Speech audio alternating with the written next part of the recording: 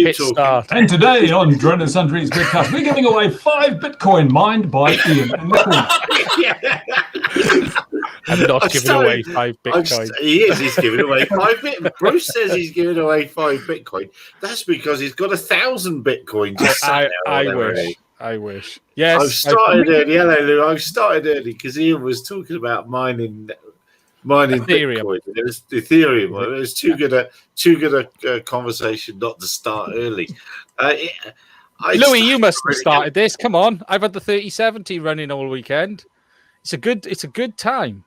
How much do they cost you though, Ian? How much did they card? Yeah. The card cost what was it, 480 quid if you can actually get one. Now the return at the moment on that is about $5 to $8 a day, depending on how it's behaving at the moment. And the beauty is that you've got to heat your home anyway. So if you're drawing 2.5 kilowatts of electricity, you're getting heating, and the coin's just a side effect. Well, it's not bad at the moment. Right. I'm pulling 140 Coin-based watt. central heating, yes. 140 watt at the moment. I've seen a bit. Hang on, I'm going to write this down. There is actually a genuine person who's building. I was watching his video on YouTube, and he's using his rigs to heat his house. He's got something like 30 machines, and he's plumbing them now to heat his home because it's all waste heat. It's if you take my system is about 160 watts in total. So if you times that by 10, that's 1.6 kilowatt. Times it by 50, it's a substantial amount of heat. So how many cards are you running then? I'm only running one because I only have one. If I could get more, I would right now. So Louis going to send me his. Louis doesn't need it. Louis got a 3090. Come on, Louis. You don't need that 3090. You're muted, Louis. we can't hear you. He'll be swearing.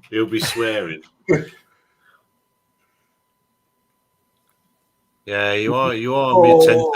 Yeah, you are muted, Louis. 10:30. I'll do a little. Oh, I just mining pocket change, just pocket change. That's right.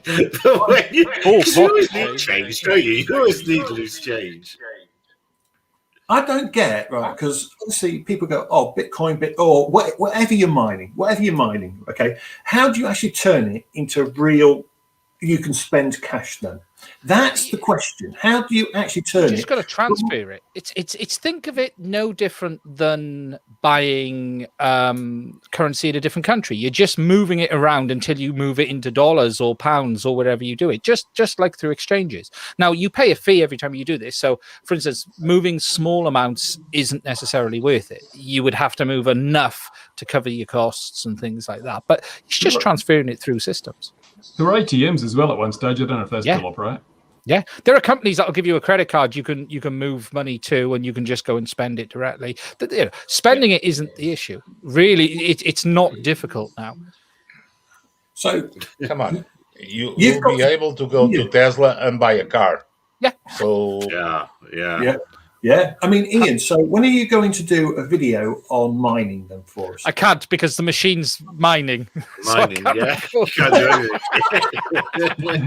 When he's mining, it takes 4 weeks to render 1 minute of video. Anyone who watches my channel, content might be a little light over the next couple of weeks, okay?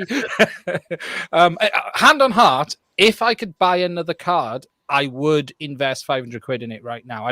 I wouldn't blink at doing it until, Ethereum is going to end this year. So there's not much time left, but it's a good time to do it. I know that a long time ago. Why are you nodding your head, Louis? Come on. It's so impractical to use a video card to do that. If you want to do it, just invest on those dedicated mining machines. Come on, that's the way to do it. That's the way to do it. All right, Nicholas here, and it's actually it's 40 seconds till the official start. So I'll just sing a song for now, 20, 15, 30 seconds. Nicholas' video. Let's talk drones now. Let's talk properly. Come on, let's talk properly. Or not.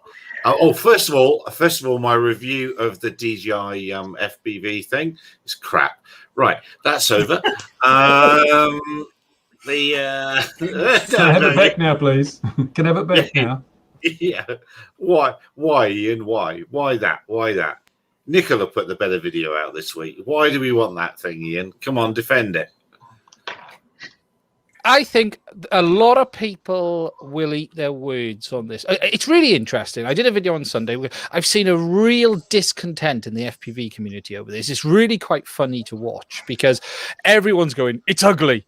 And you're sort of going, okay, that I don't remember that being a factor when we bought model aircraft and drones, but okay, we'll take that. Or it's not FPV, or it's not this kind of FPV. It's not that. Okay.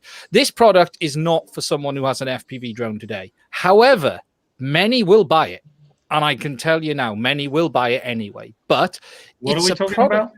The new DJI FPV drone, which hasn't released yet, but it's leaked. Okay. So leaked, it's coming out of all of the taps. I saw a photo. I saw somebody commenting under that this is gonna break a lot, and that was it. Yeah, what people forget, this is just like the Mavic. It is just like the Phantom did for drones. It will be a turnkey solution that will bring people into the industry.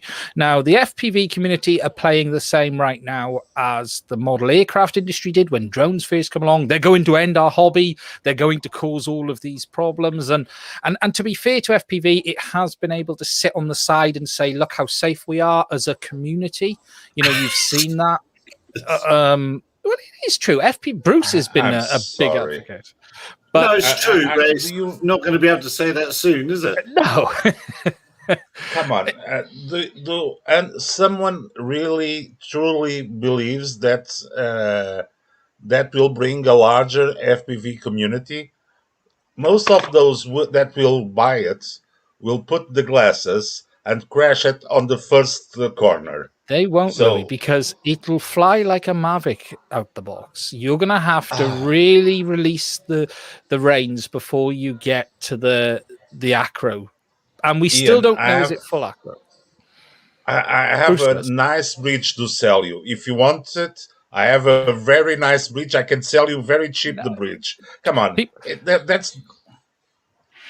People, it will, like all of them, it will take them through. You know, the understanding from the comments I've had from someone who's flown it was someone who's never picked up a drone will be able to get in mode 2 within 20 minutes. They will be comfortable in mode 2, not mode 2 remote, but what DJI called the second mode. With the goggles, yes. The problem is with the goggles. The problem is with the goggles. People don't have the orientation, will get dizzy, and will throw up in the goggles. So you don't put them over your mouth, Louis. Don't put them over your mouth. Look, you know, this product will open the doors. Now, a lot of people are hating on it.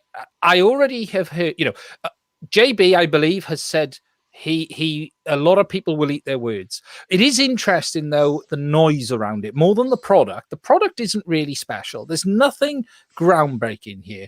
The camera is meh. The product is a Mavic spec from 2 or 3 years ago, just in an FPV dress. What DJI will do, though, is put their flip on FPV, and it will fly exceptionally well out the box. It will do everything people expect it to do. The real interesting bit is how the community reacts when you see these FPV guys actually saying they like it. Because you will have the likes of, you know, some of these guys will shill for it, let's be honest, but some of them will openly say, you know what, this is a very good option for new users or things like that. And what's going to be interesting is how those FPV flyers react to their favorite pilots backing this product, because at the moment they are there with their pitchforks saying this is very, very nasty. And that's going to be the interesting bit. And by the way, Ian is buying one as soon as he can get his hands on one, and there'll be an affiliate link in the description of his video. There will absolutely be. It's the only income I get these days. It's interesting. What it is a Mavic. It's a Mavic that people will buy instead of a Mavic because it gives them the option, if they want to fly FPV. A lot of people who buy this won't fly FPV. They may try it and go, "Oh, this is too scary," and not use it. They just use it as a Mavic. So it just it's a product with a broader appeal than the Mavic, but people don't have to use the FPV because the goggles will have a little USB thing. You plug it into your smartphone. You can use it just with the Go app and just use it like you would do a Mavic. So it's really just it's a Mavic with a little bit more that people will buy for bragging rights, but probably not use.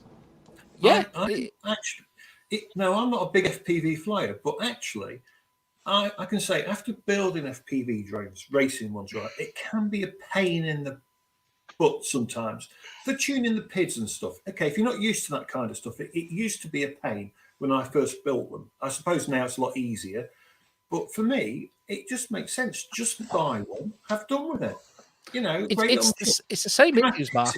Obviously, it's the same issues. Turnkey, out the box. If you look at all the flight controllers, what do DJI do best is putting a product together that you can open the box and just use. It's where Autopilot fails. It's where Betaflight fails. iNav fails. The barrier of entry on all of them is fairly high from a technical point of view. What DJI will pick up is someone who just wants to buy a product and fly. As Bruce said, half of them might dump it after the first flight. Half of them will screw it into the ground.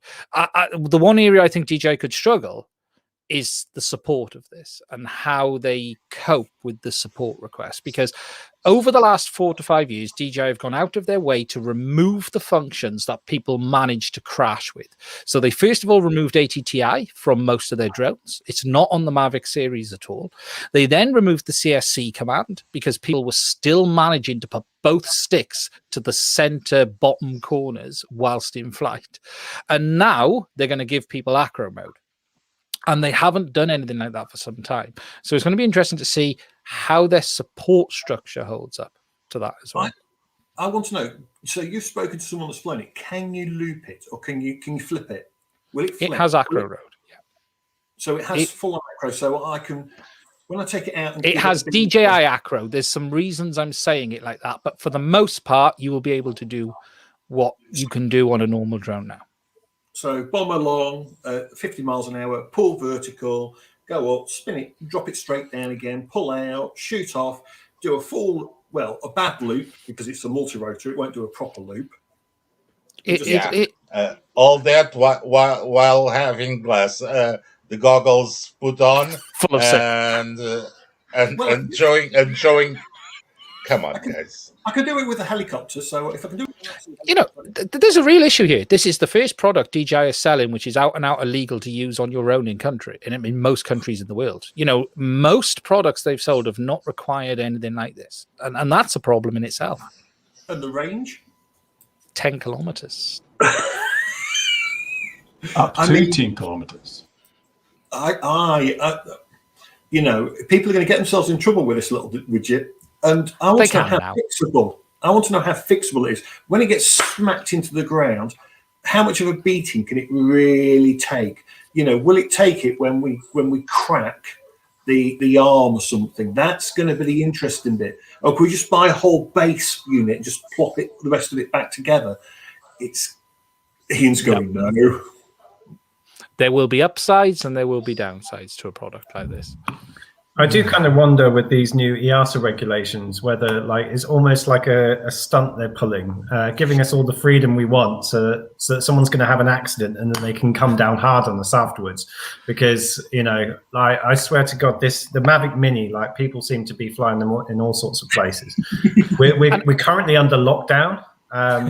Once we come out of lockdown, like I dread to think how things are gonna turn out. But you know, given that legally speaking, you know, if you ignore the reckless endangerment part of the rules, then you could rock up in the middle of central London and start flying it off the high street. You know, there's a lot of people who probably think that. So you know, with all these things coming in like this acro with DJI. Yeah, that sounds dangerous. It does, but the thing is, you made a point there. Well, sorry, but just one thing. Price is the barrier here. People are worried that it's going to be, you see them everywhere. You're not going to see these everywhere. The Mavic Mini costs 300 quid or whatever it is, 400 quid.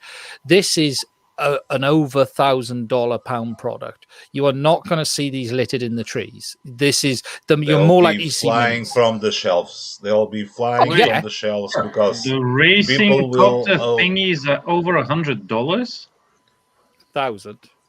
Over 1,000. Yeah. Okay. Right. Over $1,000. Who the hell's gonna buy that to crash it in 3 minutes? Everyone. Every dog and cat that has. That's gonna be a one-off. They're gonna crash it, and they're gonna see it's too expensive to do as a racing copter. Why? Well, yeah, $999. As if that makes it better. It won't be that. It won't be $1,000. It will not be $1,000. It'll be up. Here's the thing, though. So the EASA regs, thankfully, if the important bit is you can go and fly this by yourself. Well, not by yourself, but with a few people, and you can all have headsets, because if you're in a sterile environment, and as long as you don't go above 50 meters, technically in the middle of nowhere, you can take these things out and you can just go for it in a sterile. How heavy is this one, though? Oh, How heavy? 795. And do you think that the guys that are going to buy it will be happy to fly in the middle of nowhere, racing with 2 or 3 chumps? No, they won't. What's the kinetic energy? What's the kinetic energy of something that weighs 800 grams traveling at 100 miles an hour? Anyone want to work it out? It's an interesting point, Bruce. It's a big battery, that, isn't it? It's a very big battery. It's a lot of weight. And 20-minute flight time. If you batter it, how fast is it then? Do you know how fast it is? I don't know. There are rumors it'll do 90 mile an hour. Oh, I think that's legit. I think that will go with a C5 category on EASA. I was going to say, which EASA category will it fit in? Does it fit in any? Does it need to right now? That's the interesting point. And did you notice that they've gone to 2.4 gigahertz because it gets around the 25 milliwatt power limitations on 5.8? Yeah. Which is why we've gone for 10K as well, I should think. I mean, if you take an Inspire, an Inspire will do 65 miles an hour. Inspire 2. So this says they can do 90. I'm not surprised. I've seen Mavics do 70. So they'll all do 100 miles an hour if you disarm them at a suitably high altitude. Like Tesla test regularly. I reckon it. Well, we all know it's going to sell like hotcakes. But to me, it's ticking quite a lot of boxes for me, to be honest. 90 miles an hour. It's going to have their camera stabilization in it. It's I can think of a few good things this could be used for, especially if you like filming race cars or something. People will go, "You're mad," but actually, why not? It only has single axis stabilization on the camera, and you probably won't be wanting to use that when you're flying in acro mode because you'll have no idea of your actual attitude.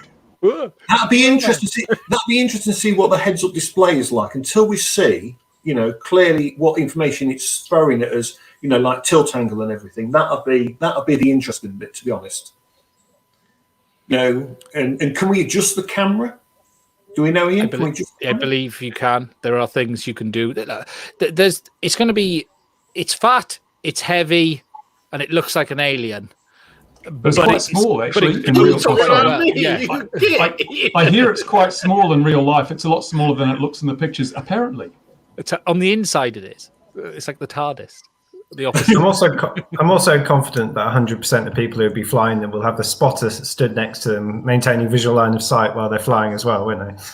It's interesting. James? Why did we invite James again? Hang on. We do a common sense. Hold on a minute.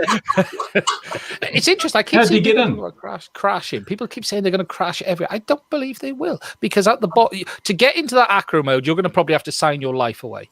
DJI will probably take DNA from you before you actually have the ability to enter. Oh no, that's just a feature of DJI stuff these days. You just switch into acro mode; it automatically files the AirProx report with CIA. Yeah. I mean, it's pre-recorded. It's got anti-collision. It's just going to be how good are they? Because when you go acro, it'll tell you they're not going to work. Not at 90 miles an hour, they won't. I know. Can you imagine? Object, holy I think that's going to be for GPS mode. So then you lot think it's good. I'll still have a Mini 2, thanks. What do we think? What do we think DJI are saying? What do we think DJI are saying about the chap that leaked it, or was that deliberate? I believe more than deliberate. No, 100%. More than deliberate. No, that was a mistake by someone, and they would have been chastised. Come on. Small dealer.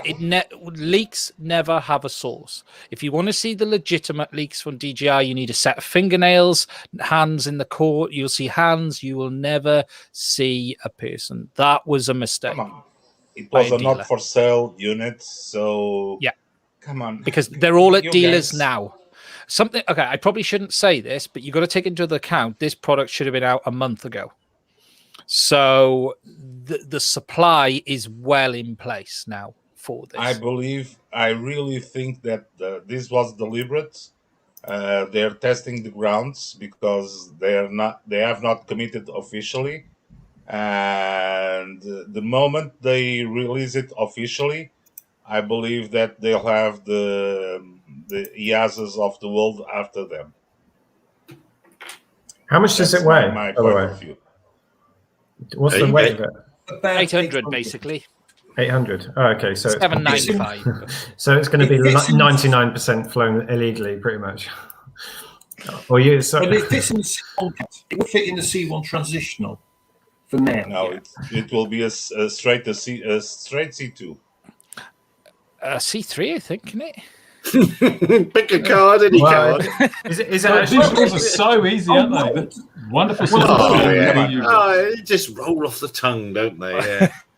Does it? Oh, no, does sorry, it actually have the A3, C marking? Does it have the C marking, or is it? No aircraft does. No, Okay, no. so it's going to be like a Transitional what is it? A2 transitional, which is 50 meters C1. horizontally from people.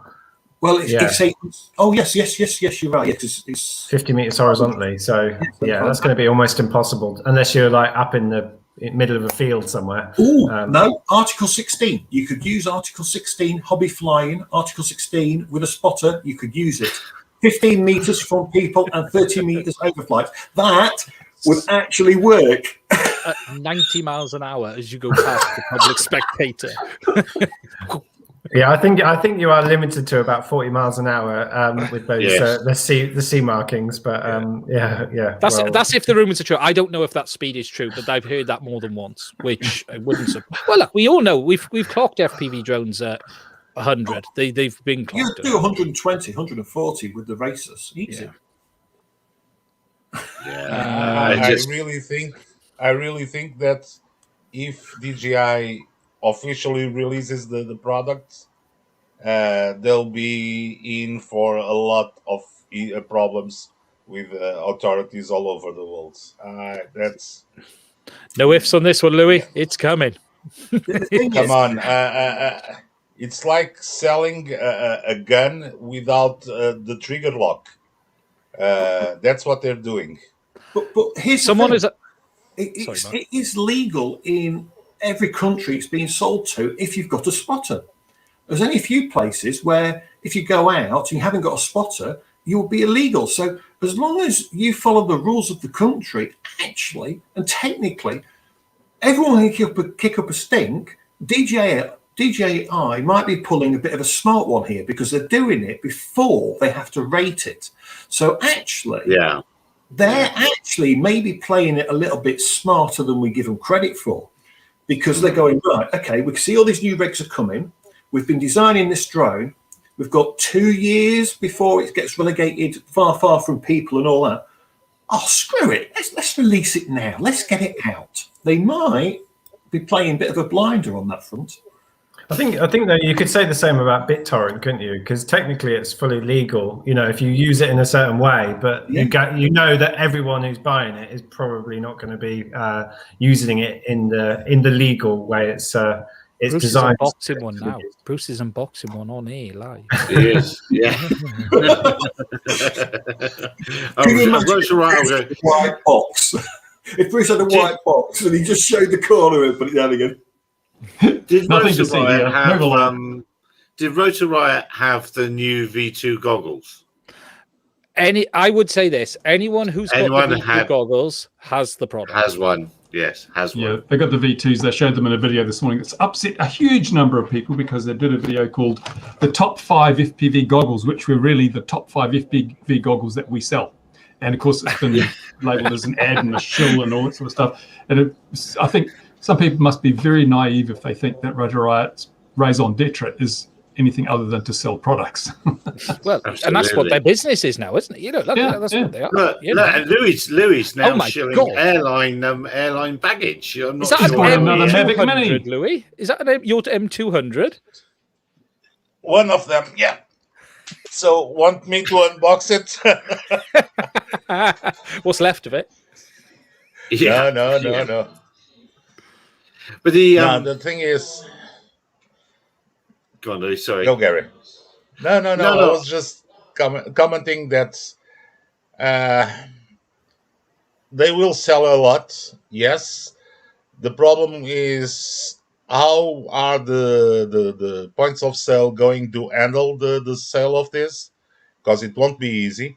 Because if you put these on a shelf on a Tesco or something, they will fly from the shelves and no responsibility whatsoever from anyone, and that will cause them problems. If they go through the regular dealer channels, and the dealer is obliged to do some training or clarifying the rules of flying the drone, that might work. But knowing DJI, I think that they'll have problems with when they put these on the shelves of your local electronics store.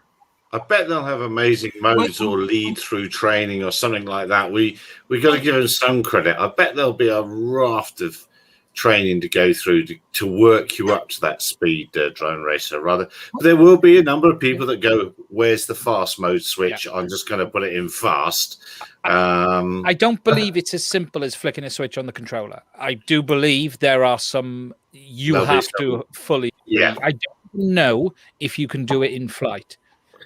For instance, if you can swap easily between them, or whether you've got to land and do it, there will be some things in place. We'll put it this way: this could be the record for the first drone ever released, where the annual insurance policy is more than the cost of the drone. People will be writing them off probably within the first 3 flights, and then buying another one with the insurance, and then probably writing it off again in the next 3 flights. I do wonder. It'd be interesting to know, like, whether it is the FPV enthusiasts. Will it be FPV enthusiasts that pick this up, or is it going to be the dad who goes, "Oh, that looks cool. I'm going to go on Amazon, buy one, and take it down the park and then crash it into a tree." I don't know. It's an expensive mistake to make, I guess. The interesting thing people won't take into account with this is the little things DJI will do. For instance, I was involved in a beta program years ago for the Phantom 3, where they had an acro firmware for it. It did exist. You could do flips and everything with the Phantom. The gimbal didn't particularly like it, but it was doable. And one of the big problems they were concerned about is the transition from GPS to acro mode, for instance, which is the same as now. You move from throttle controlled by the autopilot to you're in control of the motors, and it will be the transitional things like that DJI will handle very well. They put a lot of time into making the transition from one to the other fairly straightforward. I would expect them to. If they haven't, that's when people will get into trouble. I'm sure. I mean, it's going to be now. So the Mini, so you can buy a Mini. You can walk into Argos and buy a Mini too. Okay, you can get it out of the box. There's no drone co flyers at the minute with any drones that I've seen being sold. So this is going to be the same. Louis' point on people, some sort of there'll be no training, there'll be no nothing in the UK, there'll be no drone code leaflet with it, there'll be nothing.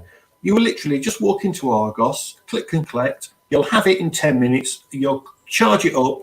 So the longest someone will have it is maybe an hour and a half, and that is getting it, charging battery, crashing it. That's how I see it. So It'll be really interesting. Does it have GPS as well? GPS mode. Okay. Yeah. So they've at least got like about 3 minutes worth of video before they crash it. Bruce just put his glasses on. We're in trouble now. So, Ian, do you know if they have a buy more package? And what is the buy more package? 2 more drones inside the buy more package? the fly more, which comes with 2 extra drones. I mean, one of the bizarrest things, and I still can never wrap my head around this in the drone community, is this paranoia that you've got to have insurance that replaces the drone when it crashes. Because I come from a model flying background. Okay, so when you take out that gorgeous model plane that's never been flown, okay, it's been built, you put it together, or that FPV plane, and you take it out and you fly it for the first time down the club, you don't know if that plane is actually coming back to you. This is the simple truth. If we crash it, it's not insured. I don't get a new one. You don't really want to worry about your plane so much. It's about going through Mrs. Miggin's greenhouse that you want to worry about. True. Yeah, so, I have third-party insurance, so that I have. £25 million with a BMFA, that's the insurance to have. But I've never quite understood why everyone wants the insurance to cover a flyaway or to cover the drone hitting a tree or hitting a building. I don't understand in my head, coming from a model background, it took me a long time to kind of wrap my head around this thing where people go, oh, I've got to insure it because I might crash it into a tree. Well, if you're above the tree, that's not a a problem. DJI stuff. That's a DJI thing. But it's not.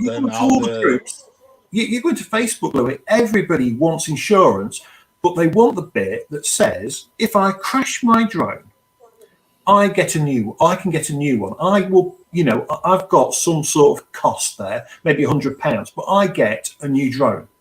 And I find that almost astounding, because when I spoke to my insurer a long time ago, I says, look, all I care about for my commercial work is third party. Actually, take my aircraft, my hull, right? Take that out of the insurance. I don't want my airframe covering. And they actually had to go and ask the insurer, and they were like, no one's ever asked this before. Why are you asking for it? Kind of thing. I'm like, because I come from that background where if I crash, I replace the aircraft. I come from, model helicopters where when it goes in the ground, that £400 bill is something that you are going to pay for to fly it again. You know what I mean? I don't get a new one. I have to get the bits and put it back together. So it took me a while. I really understand. I really understand the cover for the damages on your own drone, but that's coming from the perspective that sometimes we are flying 30,000, 40,000 euros drones. Yeah, so if you're flying an M210, for example, I would have hull cover. If I was flying an M300, I would have hull cover. If I was flying anything over about £2,000, I would probably want hull cover. But anything below that, to me, it just in my head. I mean, I wrote off a helicopter, Vibe 9 Mark SG. You're ruining the insurer's business, because the guys can charge they charge through their head on the premiums of the insurances. But the problem is they're putting the insurance up for the rest of us, because all these crashes people are having, because their drone flew into a tree.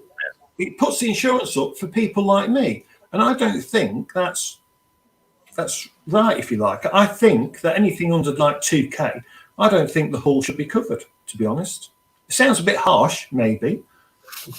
Yeah, but that's the way. That's the way they make money. Farmers, yes. Yeah. Well, it's a hard one. I mean, I was flying with a couple of guys, and I saw a 10 grand RC jet go into the deck with a nice big fireball and everything. How much did you think the insurance paid out for that fireball? Well, depends. Most likely not. It wasn't insured. Zilch, because it's a model aircraft. It was zilch. So this 10 grand jet that went into the tarmac runway where we were and went into a nice fireball, not even the turbine survived. It was that bad a crash. It astounds me. Like I say, an M210 like Louis working with, I understand you would hull cover that. But the Mini hull cover, what? Yeah. Well, that I really, in some ways. Go on, Lee. No, and let's wait to see if and when the DJI FPV drone comes up, what will be the premium of those for the insurance? It will be through the roof. You would think so. We can. Oh, there's Squishy. How are you doing? Tools for customer. Let's put Squishy's comments up there. But talking about insurance lets me segue nicely into somebody that needs it more than anyone else. Is Nicola, who put a fantastic video up this week for me anyway, because it's exactly what I needed. The first one that was bob on what I needed, Nicola, and that was using, remind me the name of that little tiny autopilot that you were using. Okay. But why was it exactly what you needed in particular? What did That's I exactly say what I build. I want to build. that That's all exactly, the other guys missed? No, it's exactly it's exactly the sort of setup I want to build for myself to fly off here, and so it was bob on. It's all the bits I needed. So what was that little? Well, there's a question for Bruce there. What was that autopilot again? Insurance. I don't A think foe, so. model of foe, and that's exactly right. He has been a model of foe. That's very true. Well,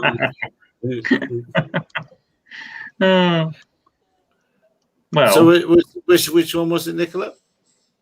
It's the Racer Star F405 Wing Nano, which is like, I wouldn't say 3 times smaller, but at least 2 times smaller than the regular Nano. And the biggest advantage is actually not so much length as width, because that allows it to fit in the drift. It was, if it was any wider, would have been a tough fit, definitely. Today I was looking at Matek's website, and I did see that they have mini version and slim version of some of their autopilots, but like the mini version is a single PCB with no provision for powering servos, no power distribution board, so that's gonna make it quite tedious to put into, not impossible, but quite tedious, because you're gonna have to add maybe not a power distribution board, but definitely some way of powering the servos and separating that from the autopilot, because you're going to have to run only signals to it and keep the servo power rails separate, and you're going to have to build that. And, all of this is just needless hassle. I don't even know what this is for. I'm assuming probably copters, because on a plane this would require maybe a lot more work than you probably need to do when there are alternatives available that actually incorporate everything into one. The slim version is actually wider, and I think would be a tough fit in the drift as well, all planes like that. If you have like a Dart of the small ones, probably won't be a problem, but it too does not have servo power. And then there was the WSE, which is INAV only. It's slightly smaller, so hardly see the benefit over a regular sized F405 or F765. But the Nano can be smaller, because of course iNav is just less features, so you don't need as big an autopilot, so that's fine. Yeah, but the dimensions of the board are pretty much the same. Yeah, squishy. You save like 5 grams, and I think a few of the components like the servo back power, like the current throughput, is slightly lower. I don't know. Just weird decisions. I mean, the Racer Star, the Wing Nano makes a lot of sense.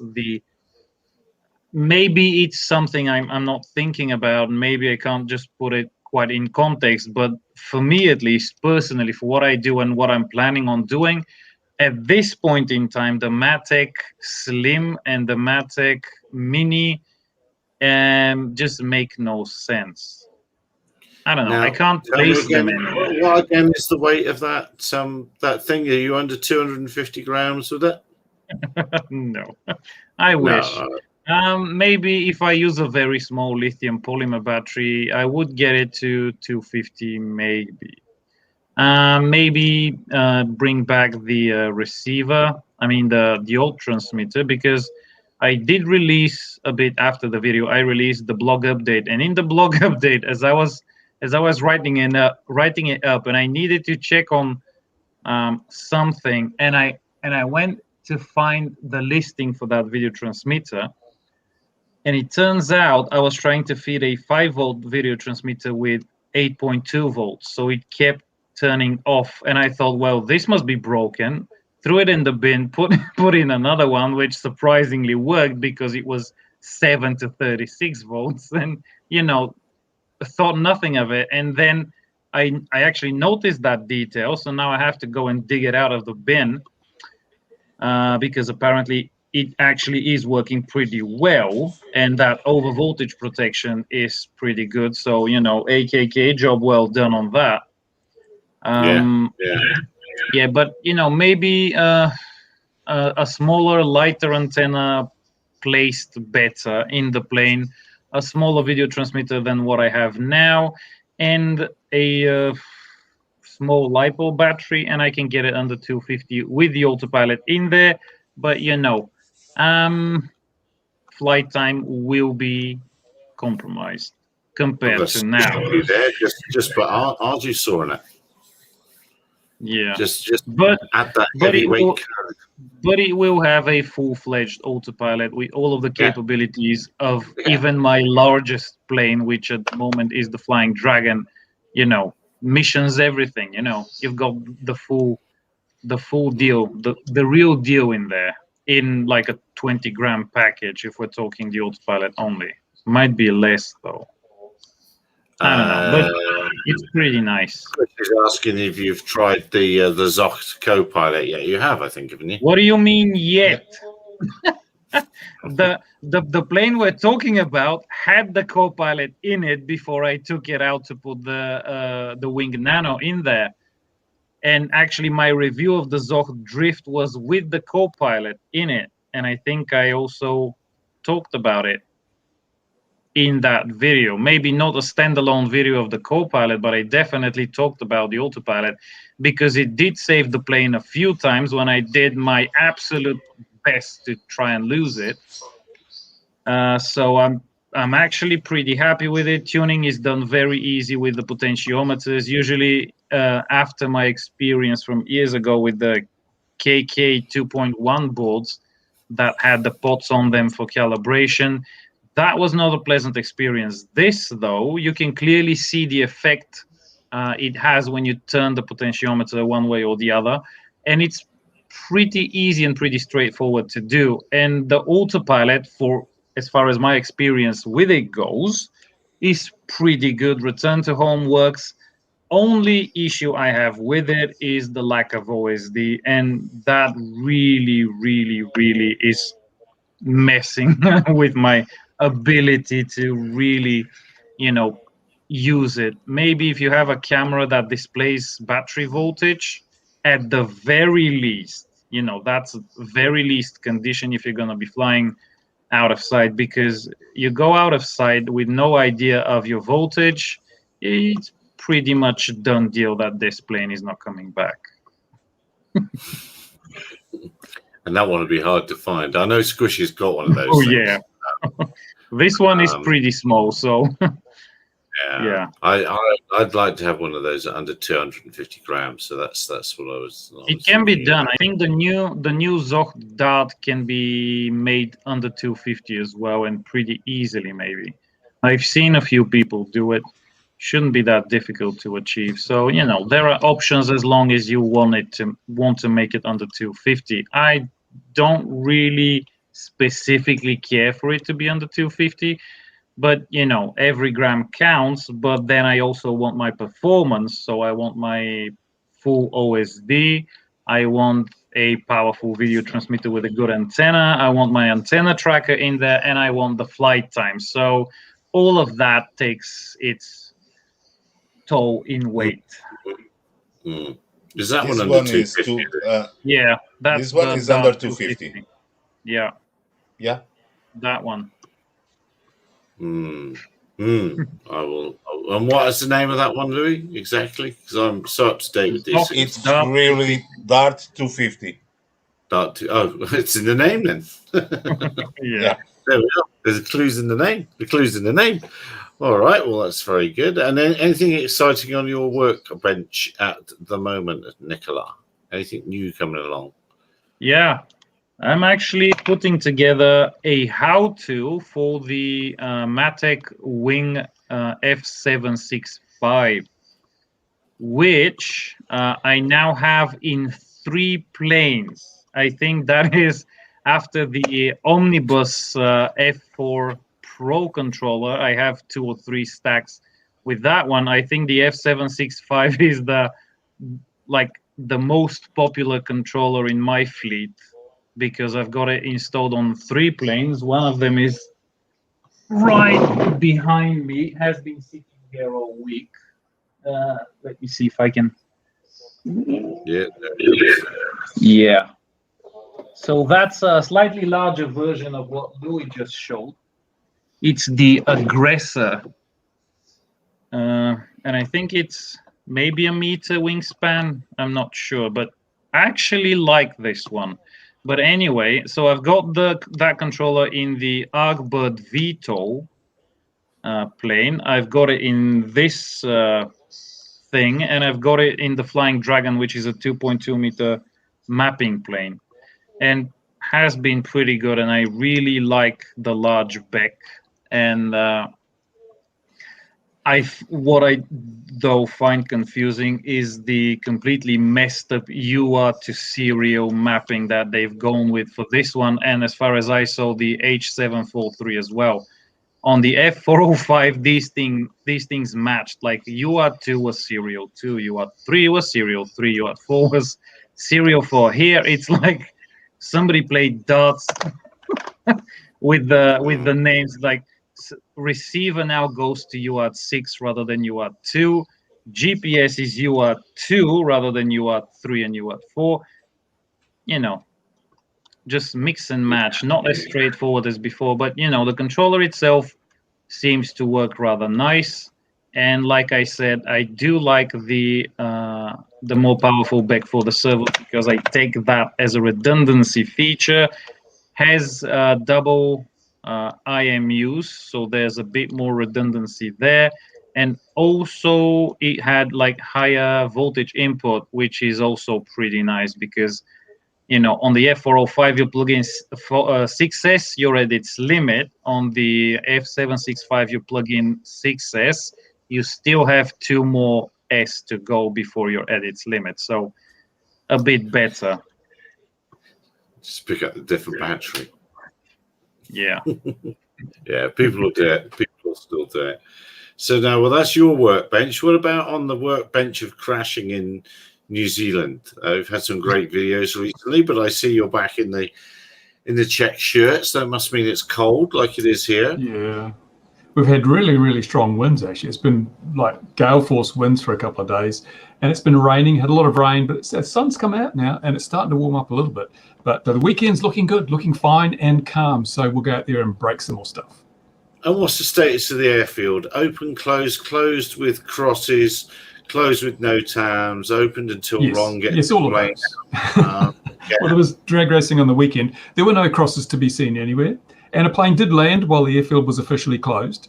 But that didn't seem to matter. Although when Ron then went out to fly his little foam model, a few minutes later, he got told off because the airfield was closed.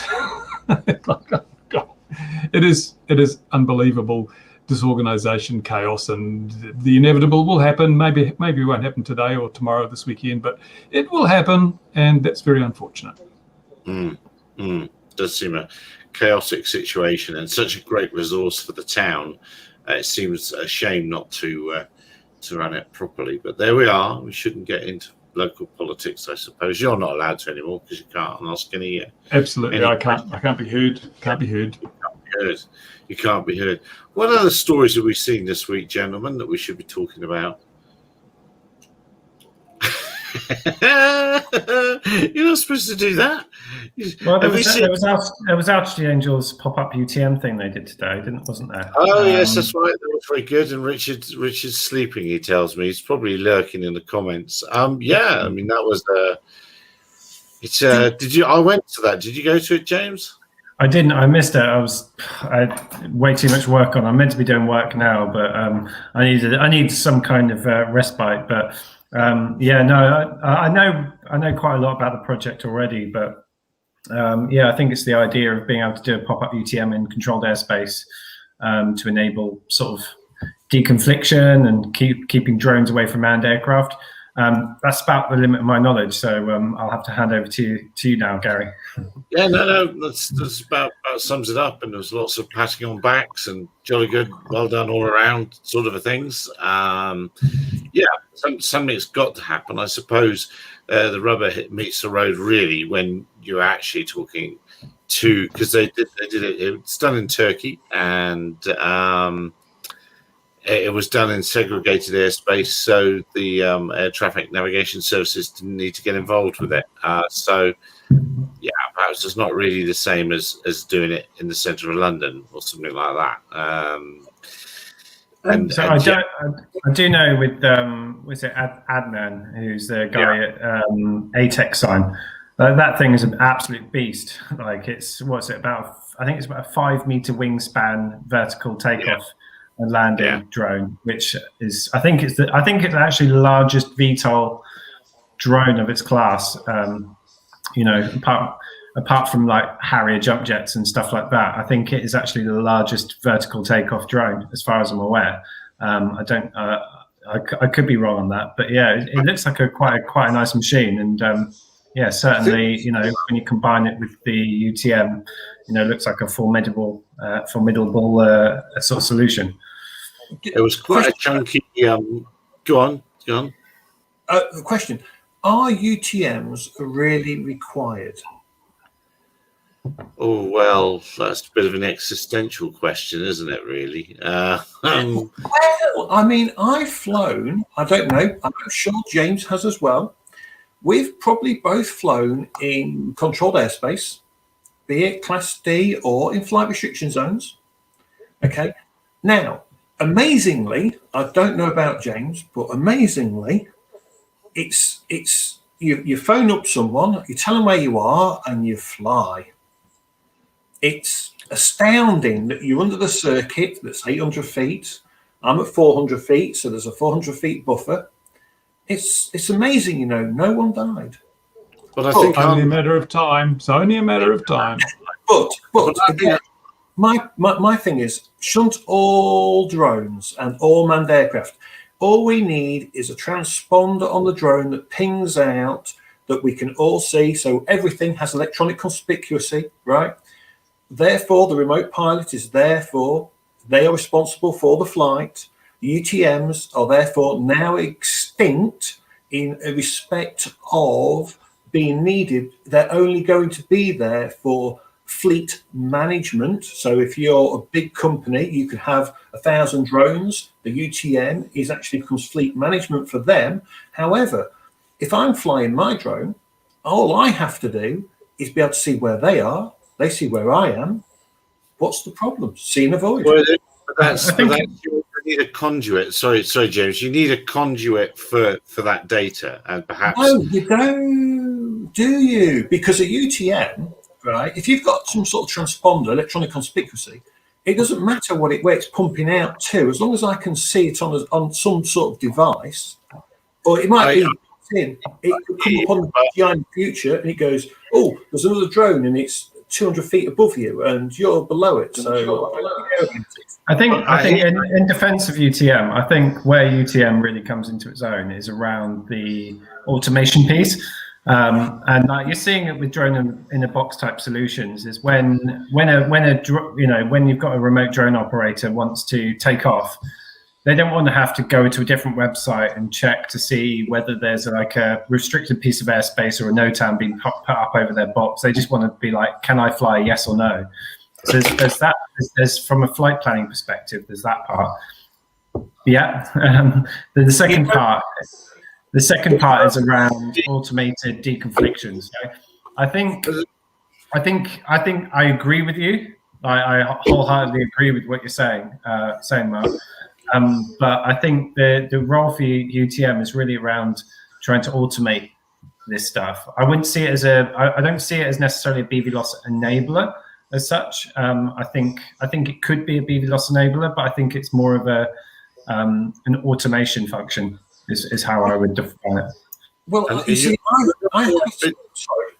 you're not going to, if we can stop the clock, re-equip all aircraft with this new see-all transponder device, and that's where your problem lies. You're not going to have unified data in for you to be able to see and them to be able to see you, and then similarly, aircrafts are actually going to want to filter. It's not going to happen. I think we also start getting down to what's the definition of a UTM. And I think what you have to talk about is services, whether you're talking about surveillance, whether you're talking about tactical deconfliction, whether you're talking about strategic deconfliction using flight plans, or traffic alerting, things like that. There's quite a number of functions there, and I think the early use cases, the pilot will probably be in control of a lot of those functions, and will have to remain in the loop to make the decisions. I think that's probably going to be the first BVLOS operations, is going to be human in the loop.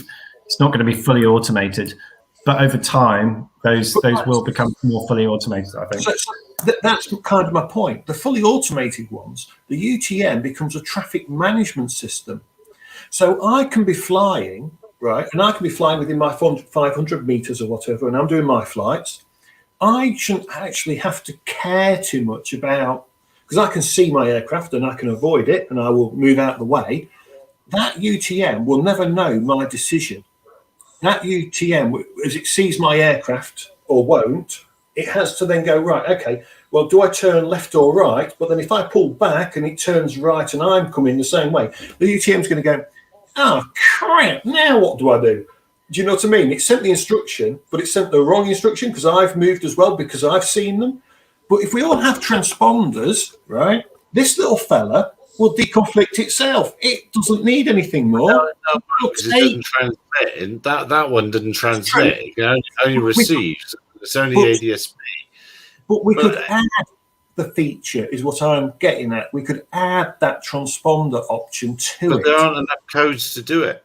There aren't enough codes to do it. But we make a new one. They need a new one. That's my point. Then all the aircraft need the new one.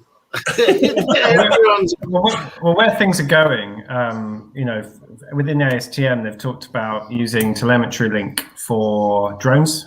In addition, I know there's UAVionics and ANRA are exploring a project in the UK to use 978 megahertz for drones. And then using what's it called?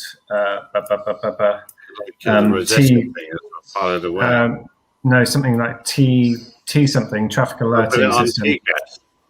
No, the thing which beams it up to aircraft. I can't think what it. Because 978's got the weather data link, hasn't it, in the States? So that's why they're using that. Okay, so something like traffic over the weather link for the 978. UAT, yeah. No, something like TFIB or something like that, which basically it's not the acronym. It's literally like escaped me. But basically, at airports, you have a system which will take ADSB returns and then bounce them back up into the sky and relay them. And so if you had like a 97 hertz and a 1080 or something like that megahertz. Yeah, 1090. Then you kind of had some kind of interchange going on the ground level. Then you suddenly start seeing where this all fits together. You bring a bit of telemetry-based data. You bring in a bit of fly-on data. You start, you need to see a merged picture of everything. And the thing is, I think the way that TMZs are going on in the UK at the moment. You've got TMZ. You can put in an airspace change proposal for a TMZ. You can also put in a request to create what they call the UAS geographical zone, and that was defined within the EASA regulations. I think it's Article 11 from memory, from the implementing regulations. That basically allows you to require drones to carry some kind of device on board, and then the TMZ requires aircraft to carry some kind of device on board. You put the two together, now suddenly you've got a zone which is both a TMZ and a UAS geographical zone. Bish bash bosh, you're in the money. So there is, there's definitely routes through. And that system, James, no UTM would be needed, would it? Depends on. because we could all see each other in the air. So I think it depends on your business model, because if you're talking about delivering pizza, then having a pilot sat behind some sticks is probably going to be quite expensive. You're going to have a very expensive pizza. Which is then fleet management, and that's a UTM. Yeah, I think the bottom line is what's the UTM doing? And unfortunately, there's a fine line. There's a very fine line between some UTM companies and counter UAS companies. In fact, they're one in the same. And their vision isn't to move the industry forward. Their vision is to create fear, uncertainty, and doubt so they can sell systems. So we can accept that there are a group of UTMs that's their reason for being. Whereas there's a few that got to, and we must bring in delivery vehicles on the ground. It's not, I think, just to consider that it's unmanned aircraft is a little bit a very narrow vision. It's managing all sorts of traffic. So if you get into that sort of thing, then yeah, we probably need a UTM, and we need services to aggregate data of all sorts and promulgate it to whoever needs to know in whichever way. So if the avionics way over 978 gets it into lots of aircraft, and that's cool. But they still need to aggregate OGN, aggregate FLARM, and stuff it all together and chuck it all out again. It's like there's that thing in the UK, that great thing. It's the box is called Rosetta, and I think is it called Pilot Aware? That basically does that. That basically does that in the UK. Retransmits from the ground to the pilot. Right. And I think it's going to be quite interesting, actually, from a regulatory perspective, how they tackle some of these different modes of electronic conspicuity. Because at the moment, I know the CAA have certain concerns over the integrity of particular sensors. Because they're not, they're made on Raspberry Pis, and not beating up Raspberry Pis, because I think they're brilliant. But when it comes to aviation safety, there comes a point where the regulators say, "Well, wait there, you're going to have to step things up a little bit." So I think it depends on, I think when you look at things as a systems of systems approach, and you start looking at redundancy, then you could be excused for not using such high integrity systems to be able to solve the problem. So I think it's still an open question, and I think the regulator probably hasn't got an answer for it yet. And I think the case has to be put to the regulator for them to determine, is it safe enough? And that probably depends on a whole range of things, such as what height are you flying at, what's the mass of your drone. If you're talking about flying an air taxi from point A to point B, then relying on a Raspberry Pi, they may be a little bit nervous about that. There's enough codes for them to have a transponder. They can have a ADS-B setup. That's fine. But we will run out of codes, and let's not forget the actual is it TSO GPSs and ADS-B are donkey's year old. They're deaf as a post. They're rubbish, but because they're the certified standard, that's what they're still using, and that's just ridiculous. That's just ridiculous. I mean, it is amazing. I mean, the Raspberry Pi, like you guys say, it's an amazing little bit of kit, and it is solid and it is robust. But you would make a single board computer like this. If you were going to the way of making that device, you'd make it you get it built in China, solid, and it'd be no dramas. You wouldn't necessarily use plugged-in wires in a Raspberry Pi, and I think, and the trouble is, there's a lot of what's it called, the device that manned aviators use, which is just that, a Raspberry Pi in a case, and then talking to their phone. There is a device they use, and they do fall over a lot. And I am seeing a lot of people now, because you can get an AHRS for it, and it gives you a synthetic artificial horizon. And people are seeing in chats beginning to say, "Oh, could I use this for my instrument rating?" It's like, no. Yeah. What I'd always say to someone is, if Raspberry Pis are brilliant, but would you stick it in your air taxi, let it control your air taxi, get in it, and fly it up to 3,000 feet? No, that would be fleet management system UTM completely solid. That's what that would be for.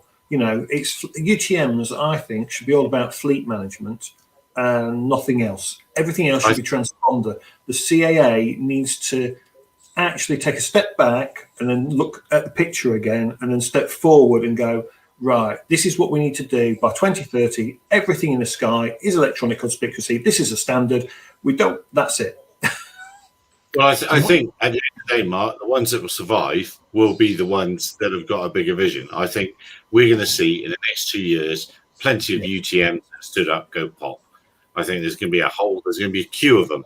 They're queuing up to be the first one to disappear because they don't have a reason to be. It's a good way to waste money, I think, at the minute. Yeah, so we do have I can talk about this because this one's public at the moment, but we do have a project in Bristol, down in the southwest of England around. So we're actually setting up a EC network around Bristol area for air taxi demonstration flights. So we're looking at how the aircraft can maintain visibility, how it can see drones, how air taxi to drone deconfliction can occur, how air taxi to aircraft deconfliction can occur, and then also looking at how we can take the location of the sensors and generate models around that. So obviously, if you install sensors, you need to have an understanding of coverage. You need to say, okay, if I'm flying from point A to point B, am I going to be able to maintain coverage, of surveillance coverage for that flight? So that's something we're doing at the moment, which is kind of quite cool. And we feed that into whoever needs it. So whether that's a UTM, whether that's the pilot flying the air taxi on the ground, remotely, really our APIs are sort of designed to hook into anything that needs it. And it's really just a case of passing data from IoT-based sensors through to vehicles, not just drones, but also ground vehicles, bikes, boats, rocket ships, whatever you want. But it's also interesting when you start thinking about, when you look at the IoT type approach, is a lot of drones, air taxis need to be able to have very accurate positioning. To be able to take off and land at particular points. So, these space stations become natural points for RTK base stations. They also become natural points for weather stations.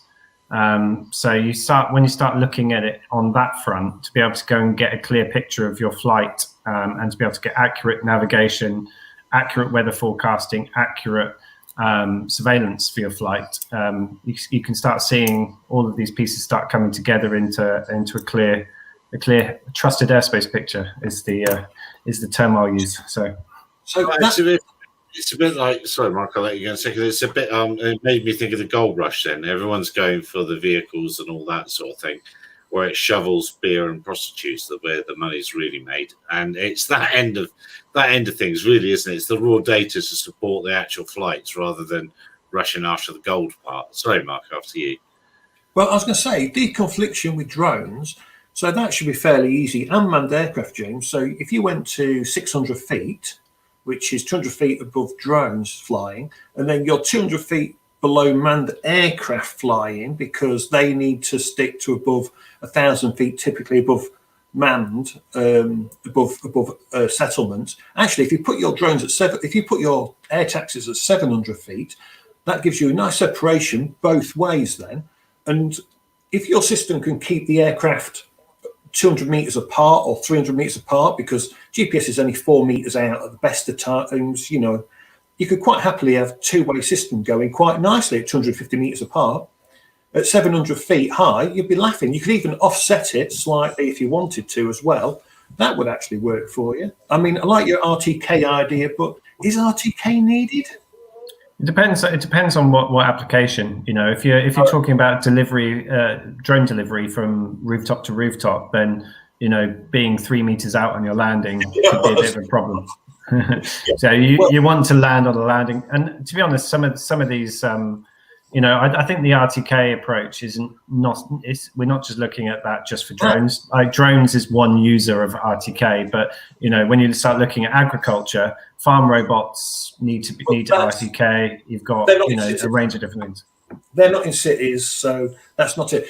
Look at the infrared sensor for sensing light you can use with Autopilot. So when the drone approaches its landing pad, the IR sensor turns on because it knows the drone's approaching. and then it could come in and land, and it'll land accurately. Yeah, so one of our partners at the moment, actually, Hirotech 8, which I'm sure you've heard of by now, but so we're working closely with them. They've got their drone in the box solutions. They've got a patented solution which will actually land any DJI Parrot or Autopilot powered aircraft with precision in their box. So within a matter of centimeters in their box. Yeah. I probably can't say any more than that because I'm sure I'm under an NDA of just some description, but it's a really, really neat system. So, they're going at the SDK level or Mavlink level and controlling it. They're basically, their box is like the remote controller, if you think about it.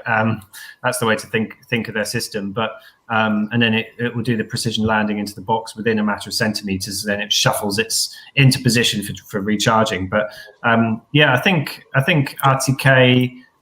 I think drones will need it, especially for survey. I think there are applications. Survey is a big one, but farm robots. There's probably a range of other things as well. But yeah, I think there's clearly a market for RTK because there's already base stations out there. Well, all those Starship ground delivery robots are going to need it, aren't they? Or whatever it was. Yeah, Starship. They are fantastic. Yeah. I am a big fan of them. Which reminds me, I was signed up for my Starlink because everyone else signed up for their Starlink this week. Cable. Yeah, I can't imagine living in a place with internet. It must be fantastic. It must be amazing. I think Bruce has got the fastest internet here. He's got something ridiculous into his house there, I think, if I remember. What only 1 gigabit. Only 1 gigabit. Only 1 gig. It's only one. It's not as good as 2, is it? So obviously it's rubbish. What would be interesting with the Starlink thing is what happens in China, because obviously at the moment they've got this big firewall around China where they can't stop, they can prevent certain information coming in or out. Once the internet's in the sky, it's very difficult to put a firewall in the sky unless they just. It's not only China. It's not only China. It's all over Africa. There's nation states censoring. India's censoring the internet. It's not only China. So Starlink, did you see the other part of Starlink they want to do? Because everyone's saying in America right now, there's a mass petition by other ISPs saying, oh, it won't be fast enough. It won't be fast enough. But they've already said, well, what Starlink or SpaceX will do eventually is they will literally launch a module into space, and that will be like Netflix on their entire server, and it'll be connected. So it's sat there. So at the minute, there's always satellite sites around the world, isn't there? So Netflix in the UK is spread over several areas. It's not just all kept in one place. So is iPlayer and Wikipedia and all that lot.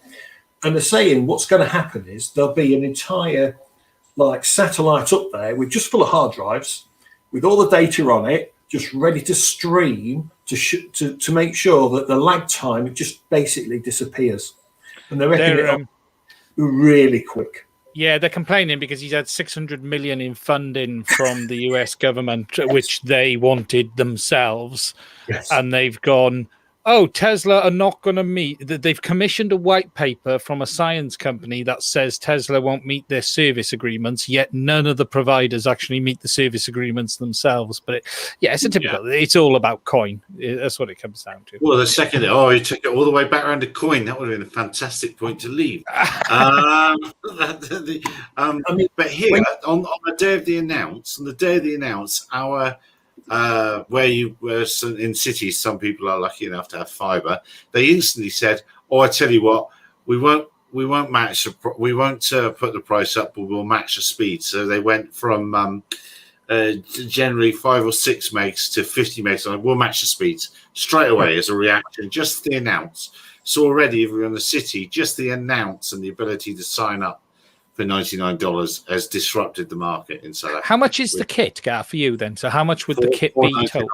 $499. So after the $99, it's another $400 to pay. So your $99 deposit goes into that, and then the actual price per month is exactly the same as I'm paying for this, which is supposed to be a 4 meg line, and this week, this week, it's been a 1 meg line, and it's exactly the same price. So the monthly. So basically, it's a £500 investment, a $500 investment to get up and running. Wow, it's not bad, is it? And you can go on. Sorry. No, after you. Well, I was going to say, if you've got a neighbour or a good friend that's nearby, you can hook them into the system. You can literally, you could literally hook an entire village up to the system. People don't quite get it, I think, because all you need is the system, put up a load of mini microwave links, 2.4 connections off a pole. You could connect a neighbour up in no time at all, and you could charge all a bit of money. Well, that's how our internet was here when our government telco, when all the lines were stolen, the farmers needed to set up something, and that's exactly what happened. It got set up, but then it got successful, and it got sold out to a company, and it's awful now. But ours is just towers on the hilltops of local farmers, and all hooked up. It could easily be shared. The potential is enormous. So when is Starlink going to be fully operational then? How long are we waiting? It's a few years yet. It'll be a few years. But it's coming to the UK. It's already starting to reach us, as I understand it. Wales will get it first because they're closer, obviously, to the Americans than we are. So Ian will be able to get it soon.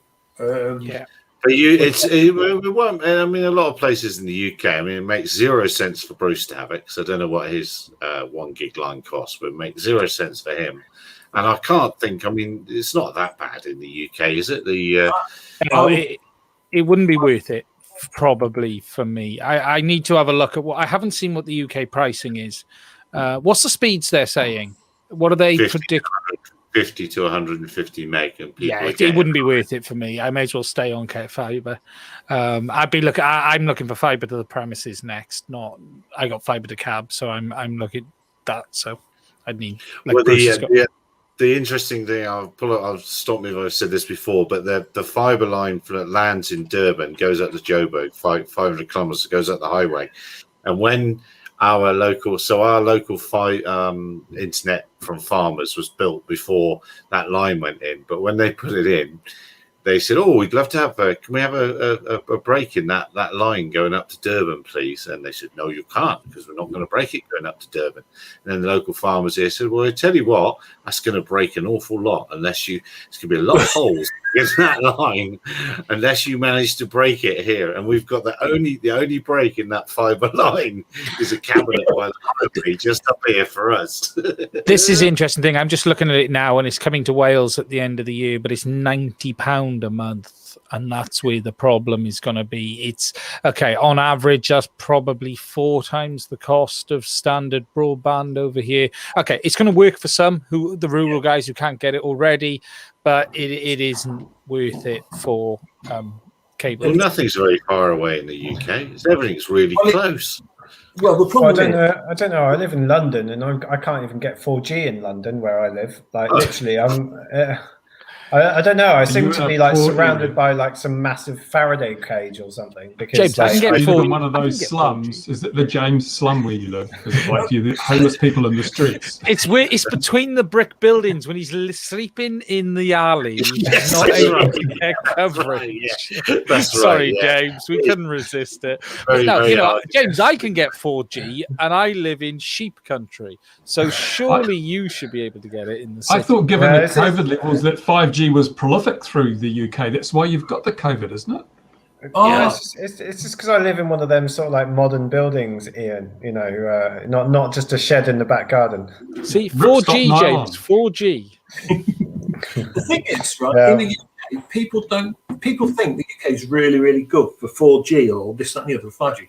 No, it's not. I live in Lincoln, so I've got cable here and fibre. But if I drive 15 minutes into the countryside, I have crap internet on my phone, and villages.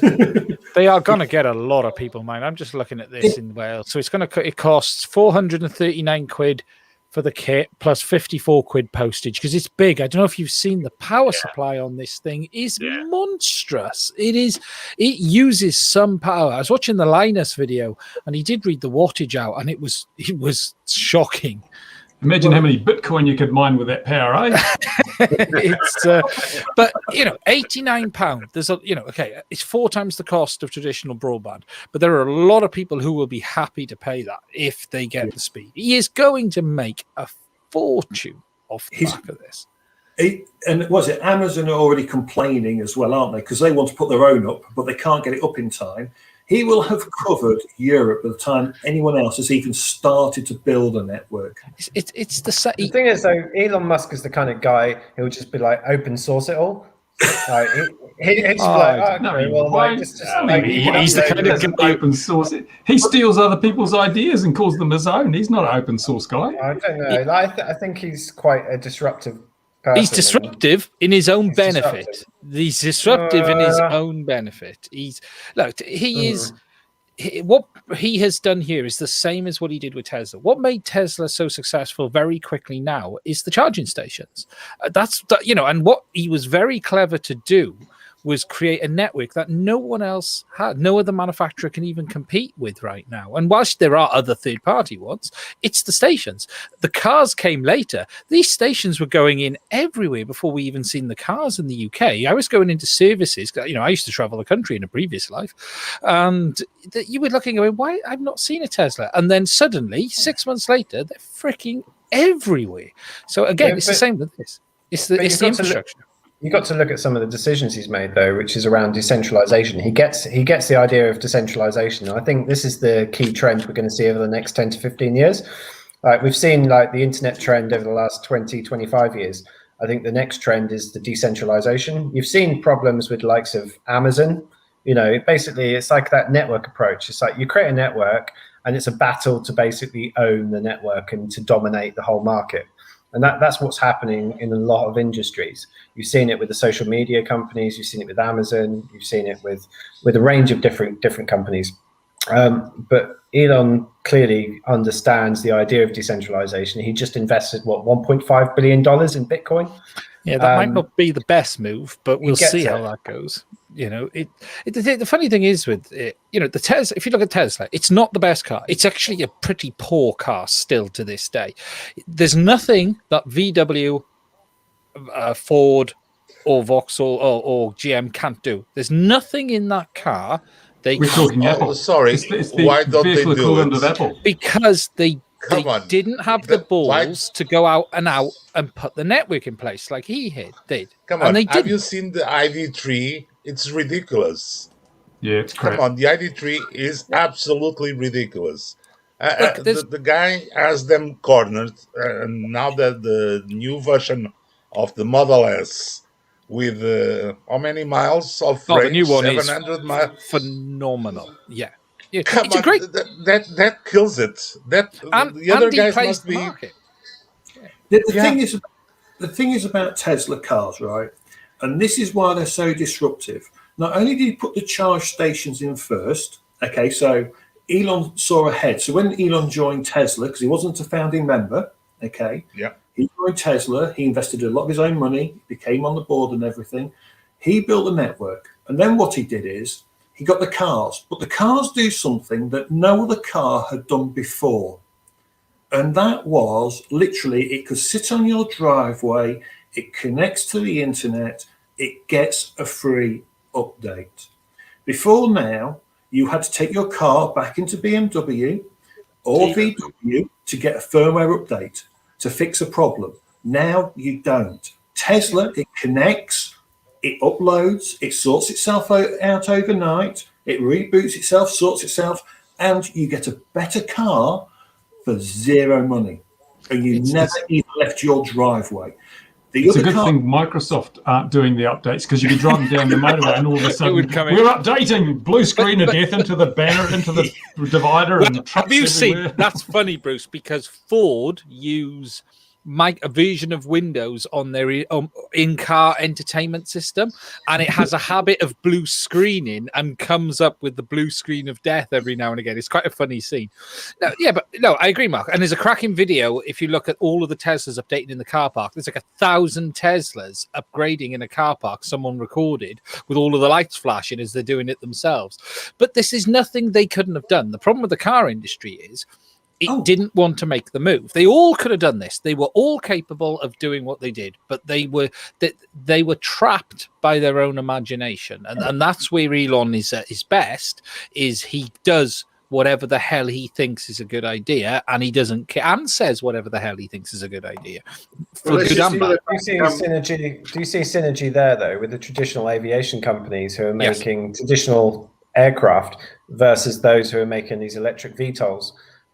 Is actually, they could have been doing that this whole time, but they haven't, because maybe they've just been playing it safe. They've been going for minor, big companies like small innovation, like little tiny step-by-step improvements. They don't like the radical change piece because it's seen as high risk, which it is, not batting around the bush, but it's high risk going for those kind of new designs. But, I think it does require new talent, new companies to come in and create that sort of disruption.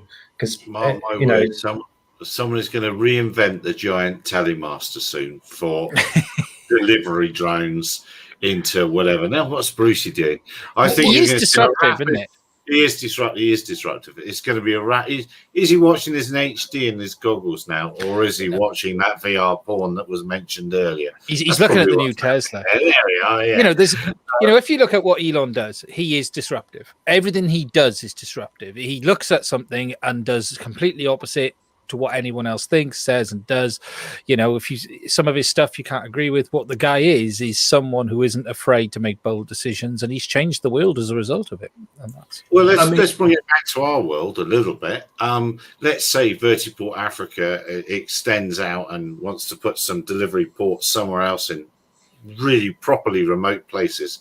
I can go to Uncle Elon for everything I need, can't I? I can get a power wall and my solar panels. I can get me internet coming into it. I can get me big electric off-road truck. He's building solutions that would be really, really handy if you're properly remote. And that's a cool. You could just get a tunnel from your place to the nearest town. You could, to be honest, they're saying about building a tunnel in the UK, aren't they? At the minute, we want to build one from Scotland to. I thought we were, weren't we? Out of London, there's a tunnel going out of London right now, isn't there? What's a lie? Didn't some politicians say that was an Alice in Wonderland thing or something? Yeah. Could be built by unicorns. Why do you get the Boring Company to build the tunnel and everything's beyond me? Just get them to build. Have you watched Thunderfoot's video debunking the whole Boring Company thing and how the numbers were all fudged, and that in fact it costs him the same price to build a tunnel as anybody else, but he's just fudged the numbers. He's compared the price of just making the hole to creating a fully equipped tunnel with services and railway lines and ventilation and everything. That's why he's so much cheaper, because he compared apples with oranges. It's just a hole. The kicker is the way that they do it is that his tunnels are smaller as well, aren't they? So that his tunnels are not like 10 meters across or 12 meters across. They are half the size, because they're only big enough to get a car through them or a small van. You couldn't take a HGV down there through his tunnels. They're not that big. You'd be lucky to get a train through, because they're not designed. They've shrunk everything down. He's taken a tunnel and gone, why are we making a tunnel this big when actually, if we're shoving cars down them, they only need to be this big? Yeah, NASA can cheap. They pay SpaceX. NASA can't do it cheaper. That's the problem. NASA they could. They could. No idea. They're just stuck again. Their own barriers. NASA bailed out SpaceX. SpaceX was just about to go bust until they signed a contract with NASA for billions of dollars to basically provide them with the funding to continue. And NASA could have done it themselves, but I think the way most governments work is they like to outsource stuff because it finances industry and creates economic prosperity. Well, you see, everyone says this about SpaceX, but if you look at what SpaceX gets paid versus Boeing and Lockheed Martin, right? SpaceX gets a little bit at the bottom here, right? If you look what Boeing, Lockheed they get paid billions, right? SpaceX doesn't get billions from the NASA. It's, if you look at it, you look what Boeing and Lockheed get. Actually, it does get billions. It's up. But if you look, Mark, that's the £40,000 toilet seat. That's the buffet that costs $100 grand. Boeing It's and so all of comfy them. and warm in winter. Boeing and all of them have had that tied up for donkeys and donkeys. Years. And he's come along and he's pulled that rug from under them, because now Boeing and the rest of them can't go around going, $1.5 billion for a one-off launch. We can do that. Where SpaceX goes, no, actually, 300 million, and we'll do that for you on the Heavy. So watch for the Falcon Heavy this year. I think it's going up 3 Here in New Zealand, we'll launch you into low Earth orbit with our trebuchet for $3.50.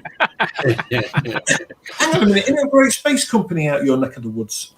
Yes, there is one. Rocket Lab. Rocket Lab was a New Zealand company. It got bought by an American company, so it's now an American company. I don't know why they launched from here. We're too low. The latitude's too low for decent rocket launches here. Isn't it funny? The one person in all of this, if you look at over the years, there was the one person who'd been stepping on the doors of this for all that time was Richard Branson. For years, Branson had been selling the dream, I'm going to do this. And it is interesting just to watch Elon walk in and completely smash them up in every way and make them look, where's that money gone for 20 years? 20 years Branson's been saying we're going to do this.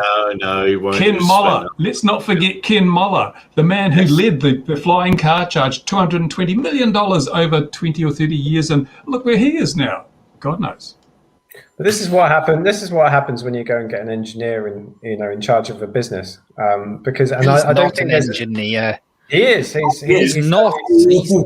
He's a very clever guy, but he is not an engineer. The only thing that Elon Musk has is a green curtain. You guys need to go and check. Elon Musk couldn't hire a rocket engineer. So when he first built SpaceX, no one will come and work for him. Rocket engineers won't touch anything. He had to go and learn to do it all. Right? If you go on if you go and watch YouTube, you'll see there's a video where Elon goes, they go, who's the chief engineer at SpaceX? And Elon goes, it's me. And the reason is... That's a ceremonial position. He is a clever guy. There's no question. However, he is not the all-seeing eye of engineering and physics. He is a good guy, but...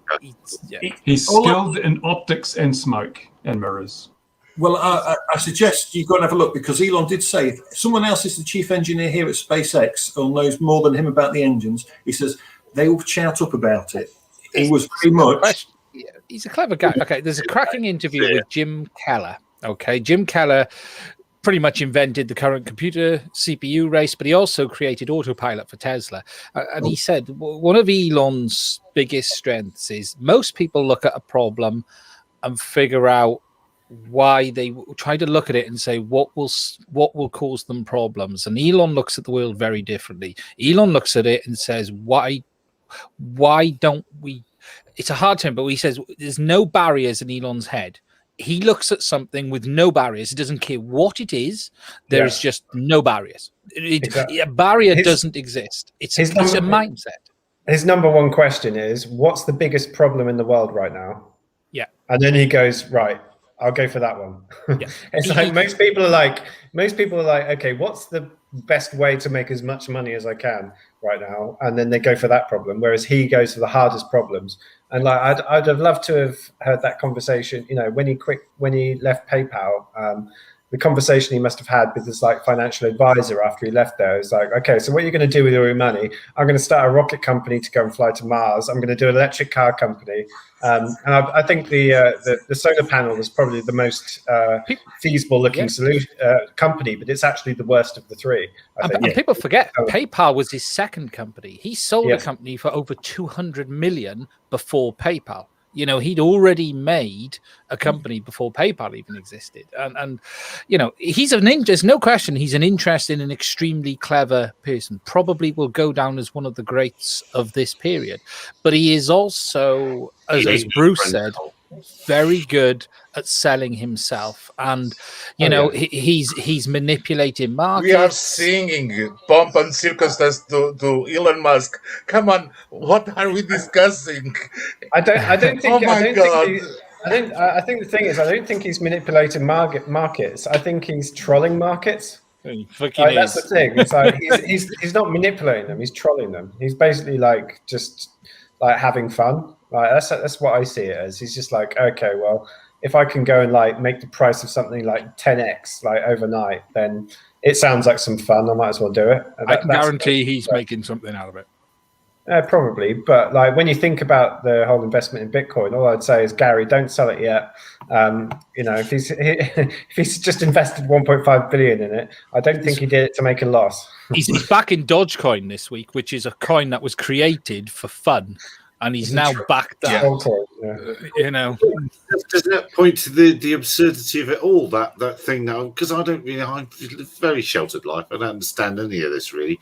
But the thing where they manipulated the markets, the Reddit people, Robin Hood. Come on, guys, will you trust your life savings to a guy that calls his son like he called his son? Oh, come on. I would do. Well, what about Moon Zappa? That was a good name. I like that. But it depends how much you can afford to lose, doesn't it? And all these things. If you can afford to, you don't gamble unless you can afford to lose it. And if you can afford to lose it, you're okay. But we can't, can we? Well, I can't. And notice, a lot of this gambling's done with other people's money. Remember, it's not his money that's going into a lot of these things. He's just, stock people. But people buy the stock, the price goes up. And look at the Tesla Motors stock that's gone through the roof. So it's not his own personal wealth that's going in here. He can afford to sit back, and if it crashes and burns, well, that's okay. His money's carefully put aside and protected in trusts and all sorts of things and other mechanisms to make sure it doesn't get damaged. In the meantime, he's having a great time at everyone else's expense.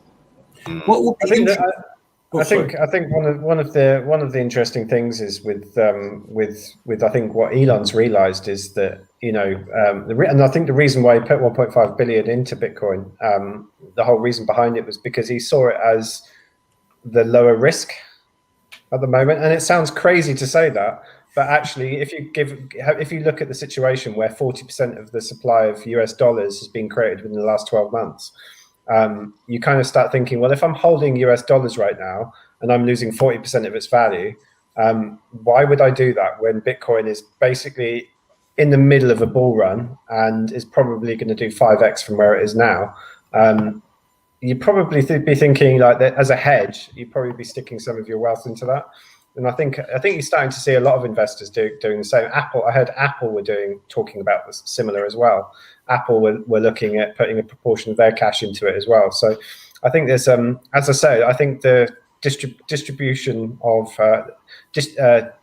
distributed technology is definitely a going trend over the next 10 to 15 years. And I think you're seeing that with Twitter. Even Jack Dorsey from Twitter was talking about blockchain. He was talking about how he realizes that Twitter has way too much power over like social media and that it needs to be decentralized. And so he's got a team of people, has actually been working with a guy who's been working on that project with Jack Dorsey on Twitter. And it's some really cool stuff going on in the background. And I think most of the general public don't really know about it or haven't really cottoned on yet. But yeah, all I say, Gary, don't sell it yet. Don't sell it yet.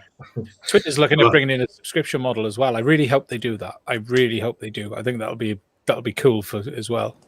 But Parler's up and running again. We don't need Twitter. We've got Parler. Is it back? Yeah. So it's sort of a little bit shaky at the moment, but it's gradually ramping up the services. Bruce is on this, spouting his usual stuff. Free speech again, free speech. COVID, anti-vaxxer, and all of that stuff. I don't know. He does it between that and his porno channels and At last, the earth can be flat again. Yeah. Parler's online. You just have to go log on through some kind of like crazy browser, like dark web browser, to be able to access it or something. Because hasn't it been banned from the Apple and Google Play Store? What was it that went? Was it Flash? Wasn't it? It was Flash that went here.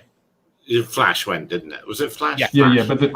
But But the Chinese railway or some Japanese railway station had to get a clone of Flash to run their systems because they were reliant on it. So did our tax office. You had to download the tax office's new version of a browser, which was like what was it? Netscape, Mozilla. What was that thing? The original. AOL. Whatever it was. Yeah, like an AOL browser to put your tax returns in. Because despite having been told repeatedly this was coming, they ignored it. Well, if you look at the blockchain space at the moment, you look at YouTube, for example. Like there's people developing distributed YouTube solutions, basically to decentralize the governance, so that no one entity can just basically ban someone for like saying something that they don't agree with. It's actually a community. I don't know why. It was Ian's fault. We're both in one, and I don't know what it's doing for us, Ian. Oh yeah, we're the Odyssey, actually. Yeah, well, we're in good company. Dave's pushing it quite heavily at the moment from the EV blog. Dave's a big pusher of it. We're still waiting for Bruce to get off his arse and actually finish his server. He's been telling us about it for 2 years. It's Float Paint 2.0 or something, Bruce, isn't it? When you're ready. Yeah, it is Grass Growing 3.0. You look at how much money Linus is making, Bruce. You could be making that much money off it. No, not in this one. It'd be really geeky and like that. But you mean through Float Plane? He's not making money through Float Plane. He's making money through his production services.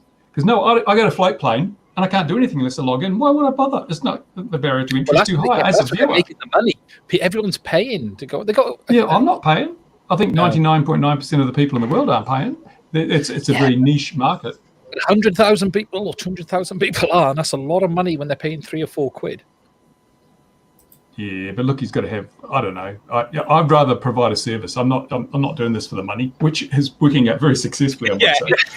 As we go. January hasn't been bad this year. It's been a good January. I've had lots of views, but the revenues are down because ad rates are low.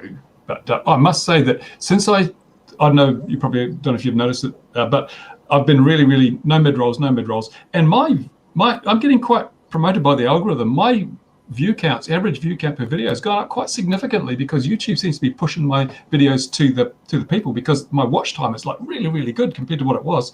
And I think it's just sort of anecdotal feedback. A lot of people are just saying, I get too many mid-rolls, I just click away that, and it's getting worse and worse. And I think what's happening is because my watch times are longer, YouTube's saying, oh, people are interested in this, let's promote it a bit more so I get more views. So the ads that I do have are generating more revenue, even though there's fewer of them. I still think you're no difference, because I think if you have, say, an ad at the start, an ad at the middle, at the ad at the end, in the end, they're just going to devalue the first ad. Companies going to pay less for the first ad because there's more there's more. You're not prime. That on our now, if for someone to get an ad on ours, they're going to be the only ad someone is going to see before the video, and there's not one in between. So the value of that ad is higher. Yeah. And I've seen zero loss, and I actually think that, as you say, the algorithm played naughty a little, and I didn't see a big drop, but there was a little bit of fluctuation. And now I think, you look at channels, there's clearly discontent with mid-rolls, massive discontent, and it's out of control. Every sort of 3 to 5 minutes they're pushing them in now. Yeah, and I've seen videos. This looks really interesting. In fact, I just watched one this morning, a model aircraft video, and it's a good channel. But I just know after the second mid-roll, it's just not worth my time. I've got better things to do, because now they're increasingly putting in the 15-second unskippables. Yet 2 of those or something. It's a half a minute of your life you're never getting back. I could have watched half another video. Have you noticed if you skip a video? So you start it and you think, I want to get to a certain bit. The second you move that slider, it bangs you into another ad again. And you might have just seen one, move the slider, and it goes, oh, time for another ad. Yeah. Also, if you leave it, if you pause it and you come back in the morning, it throws an ad up. Or you just be a sucker like me and pay for YouTube Premium. Yeah, but no, you're supported because we get money for that, James. That's true. But YouTube Premium, like, I don't mind paying like $15 a month for Netflix, where you've got multi-million-dollar productions, but paying more for content produced by spotty 17-year-olds in their mother's living room is not quite the same thing for me.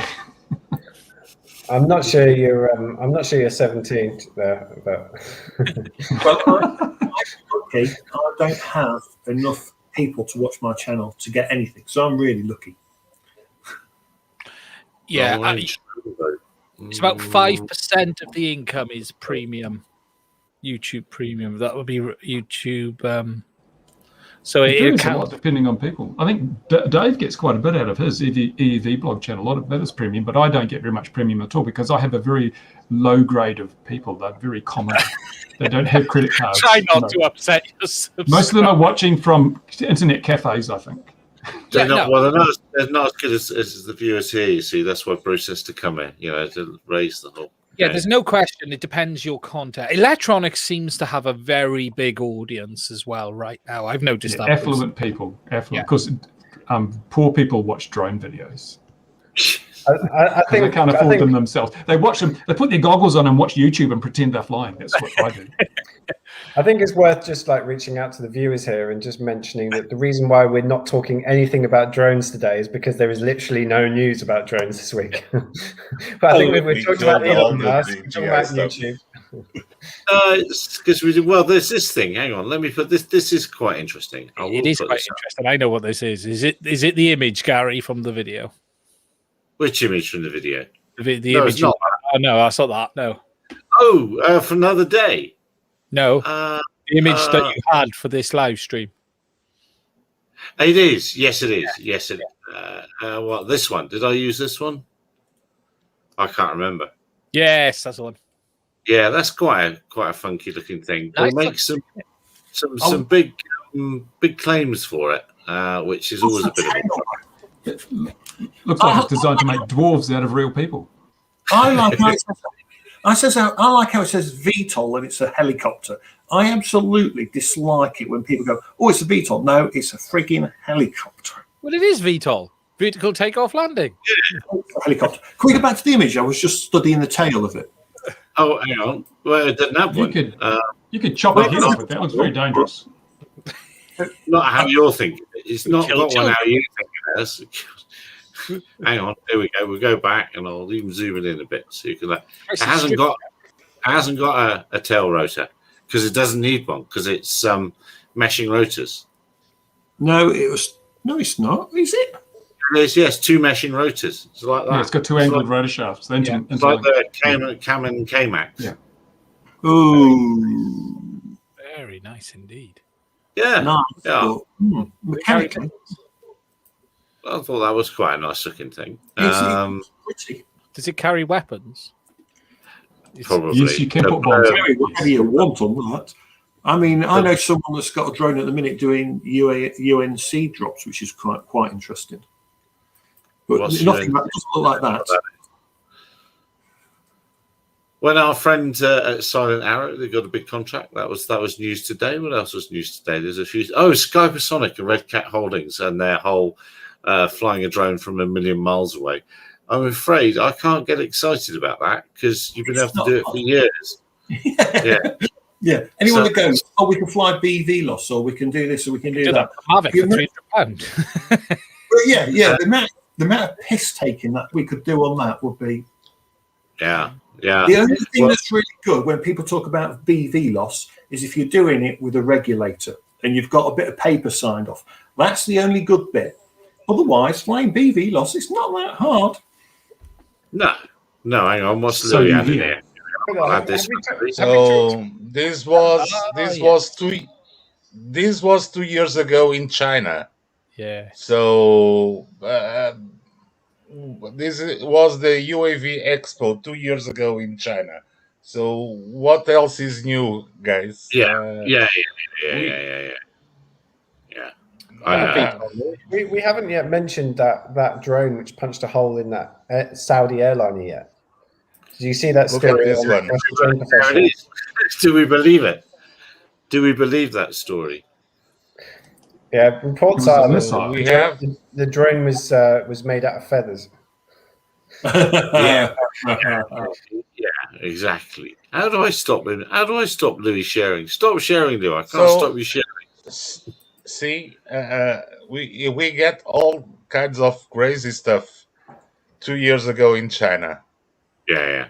That looks like some of Dennis Fetter's stuff. Yeah, no, it's all out there. out there. Dan mentioned K-Max working the unmanned version. That's been in service of that K-Max, and the Army's actually got a puck that they place down and it delivers its cargo. That thing's seen service in Afghan, and it's a fantastic machine. And I think they're just ramping up to sell more of them. Is what they're working on doing. So that's it. Well, look, we took 30 seconds to cover the news. And we have been waffling, so it is probably time for us to shuffle off. So, as I normally do, does anyone else have anything else before we go? Going once, going twice, once, twice, 3 times a lady. How to get? Hang on. When do we get to see? Hang on. Here's a question. How to get Autocopter and OMPM2? That's one for you, Louis. Now it's quite easy, by the way. Putting Ardocopter on the OMPM2. It's a bit more tricky because you have to bypass. My choice was to bypass everything, so I removed all the electronics of the OMPM2 except the motors. And so I had to source a new ESCs, a receiver, and H743 Matek controller to it with a very small M8Q GPS. So it's quite easy, just the same as another drone/helicopter. With Autopilot. It's just a matter of choice of components. And on Thursday, we haven't got to forget that the first helicopter to fly on Mars will be landing on Mars, allegedly. Yeah, that is Thursday, isn't it? I think Thursday/Friday, depending where you are in the world. Should we call it an helicopter or a jumper? Because apparently that thing only flies for a meter or so. I know. It's coaxial, and there's not enough atmosphere, is there? There's not enough air density for it to do a lot, or something. Exactly. It's going to be interesting. I would. I'd love to see if they could get footage of it from the base station. So if the base station can actually get any kind of footage of it, crashing, that would be great. But I think it'd be interesting. I mean, there's not enough atmosphere, though, is there? Basically, it's not enough air density for it to do a lot, I believe. So yeah, I really don't know why they didn't go for a ratchet compressing a spring and then releasing the spring, and it will also jump. Much easier than all the electronics. Well, of course, the thing that lowers down the whole assemblage is a great big jet-powered multi-rotor, really, isn't it? So that's far more impressive. And we've all heard the story of the $1 million pen for NASA versus the crayons for USSR. That's a usual story. I think what were they doing with coloring books? And going back to what Ian was referring, is guys like Elon Musk that come up and make it so easy. Come on, an airship that goes, lowers a crane, and there's something wrong here. It's the over-engineering approach. And the helicopter, when I saw the helicopter, come on, we've all seen that movie from Mars, and we know that the atmosphere is not enough for a vehicle unless it has huge propellers and all that to fly on Mars like we fly on Earth. But even so, they insisted and did spend a few very large millions of dollars on that crazy project. So it is just but the thing is, it works. It's already worked once before. Over engineering. But it works. Sorry? It doesn't matter how complex it is. It worked. They dropped that last one using the same sky crane setup, and the helicopter, they've tested it in the barometric chamber, so they got the same density of atmosphere, and they tested it and it flew what people are expecting is it's going to go on these great big beyond visual line of sight flights. It only jumps a few tens of meters at a time, from what I understand. It's not like flying so much, you just sort of jumping up in the air and landing again with propellers, you know, giving it a bit of get up and go. It's not a traditional drone in the way we understand it. Because also, remember, it's really hard to get a GPS signal from there. We're on about sending. So someone's That's true, but a Boston Dynamics, the dog. So someone's actually suggested they actually put Boston Dynamics dog and send that. And do you know what? I think that would be really cool. That would be special. Send one of them.